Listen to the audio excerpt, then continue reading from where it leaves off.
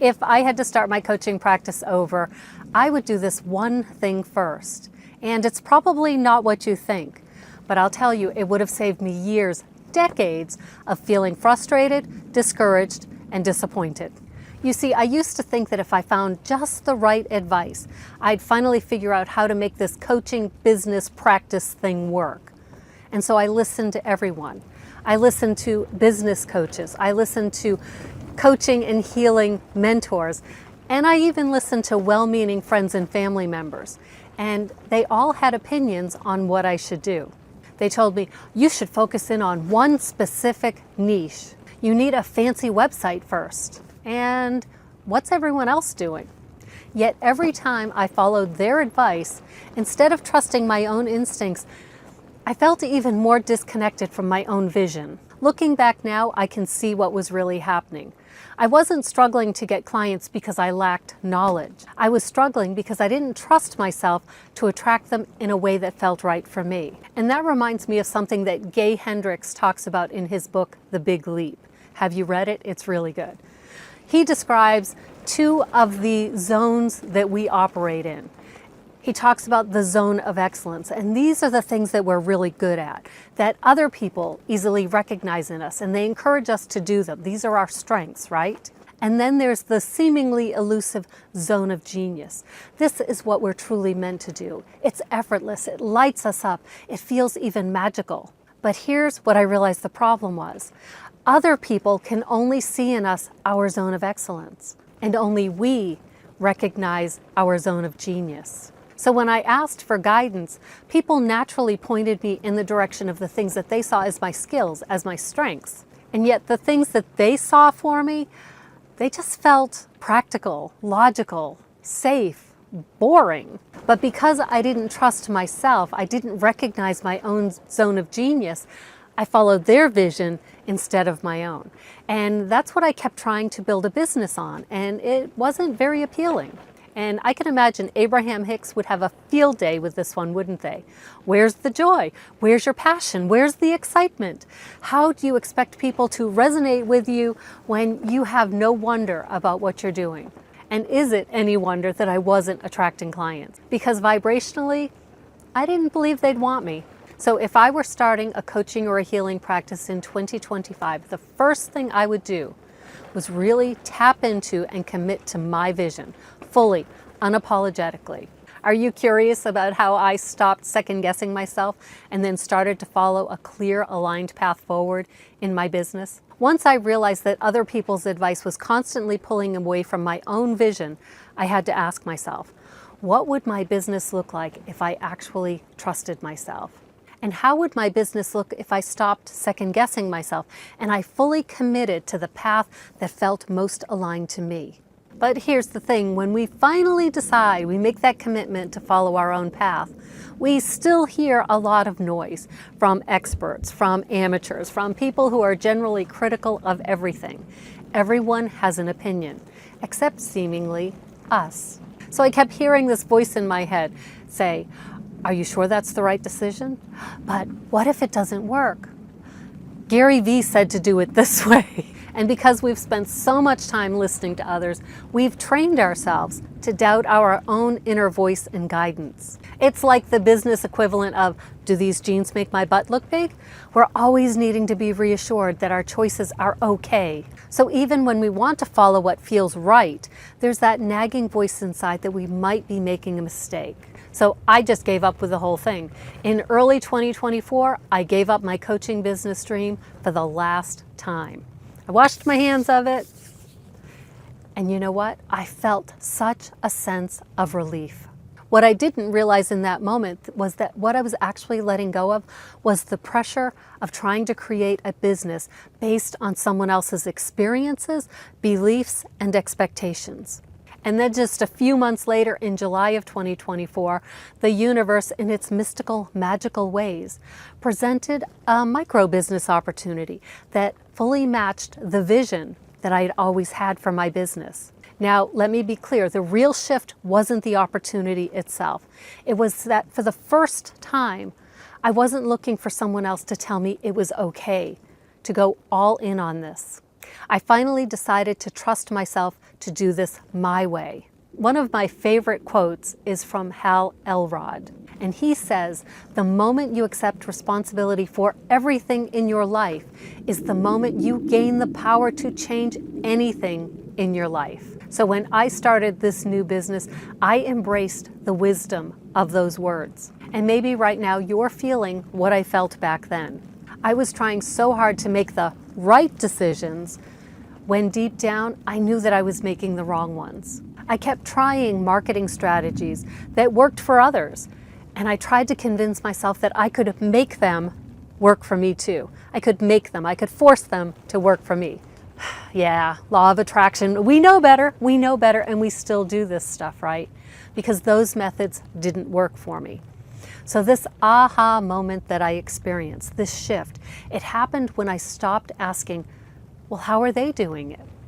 And I started asking, what actually feels right for me? What business do I truly want to create? How do I truly want to serve other people? And if I had to do this my way, what would it look like?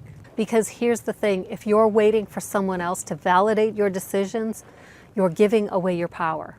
And the second you take full responsibility for your choices, without looking for permission, without blaming others, then that's when everything shifts. That's when you finally feel free to build a business that aligns with you. And for the record, when I gave myself permission to follow my own vision, the doubts didn't disappear overnight, but something powerful did happen. I stopped feeling so overwhelmed by conflicting advice. It was easier to say, does this feel good to me or does this feel good to me? And I would go with the thing that felt good to me. And I started making decisions faster because I wasn't waiting for someone else to approve it. And for the first time in my life, I have felt successful in my business. And I want you to feel this way too. I want you to experience that moment when you finally stop waiting for someone else to tell you what to do, and you finally trust yourself to create the business you want, to create the marketing posts that you want, to build the YouTube channel that you want. Because here's what happens when you do. You stop feeling pulled in a gazillion directions. You stop trying to implement strategies that you know are not going to work for you. And ironically, amazingly, that's when everything in your business is going to click. Because the moment I stopped following what others thought was best for me, that I knew were not best for me, and then I committed fully to the business that I actually wanted, that's when I started to feel real success. Trusting yourself is one step, and it needs to be the first step. Staying committed to your vision when others don't understand it, that's another challenge entirely. And that's what I'm going to talk about next. How I stopped letting outside pressure and opinions pull me off track, and how I finally built some momentum in my online business. So now you've made the decision to trust yourself, trust your vision, and you're clear on what you want to create, the clients you want to attract, and you're ready to move forward. And then it happens. Someone questions your choices. Someone reminds you of your past failures. Someone pressures you to be more realistic. And suddenly that self-trust you've been working so hard to build, it starts to shake. And you start to wonder, am I making a mistake? What if they're right? Maybe I should just do what everyone else is doing. But here's the thing, you already know those things don't work for you.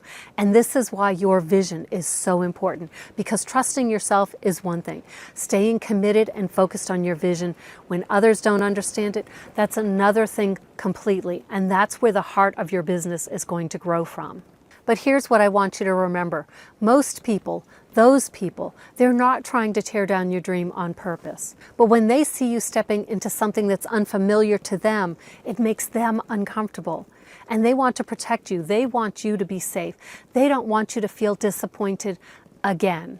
So what they do is they end up offering sympathetic support instead of true encouragement, or they project their fears onto you.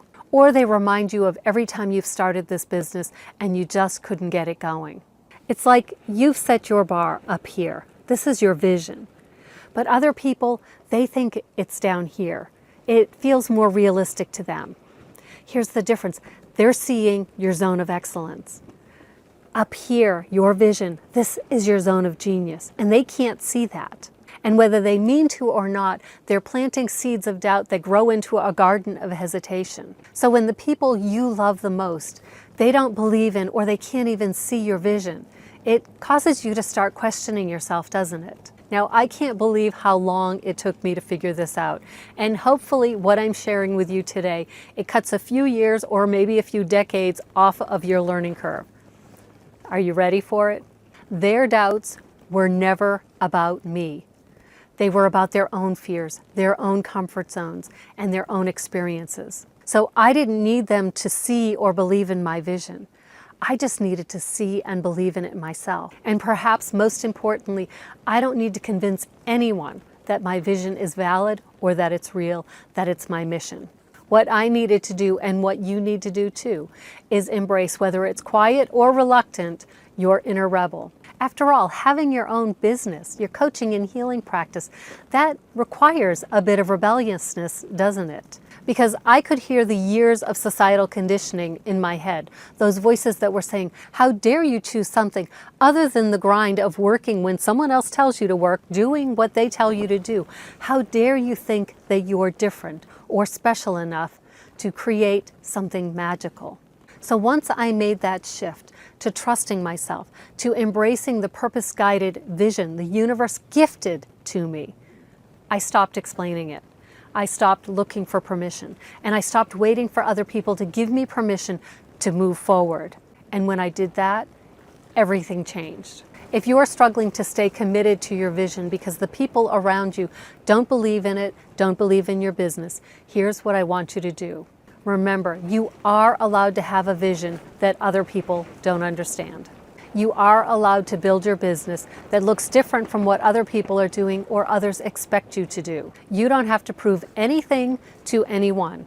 All you need to do is keep showing up with your vision guiding you. The reality is most people won't believe in your vision until they start seeing results, and that's okay. That's on them.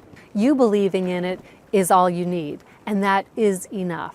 So if you've been holding back, waiting for your family, your friends, your peers to take your dream of building a coaching or healing practice seriously, waiting for their approval, waiting for the perfect moment to get started, this is your moment.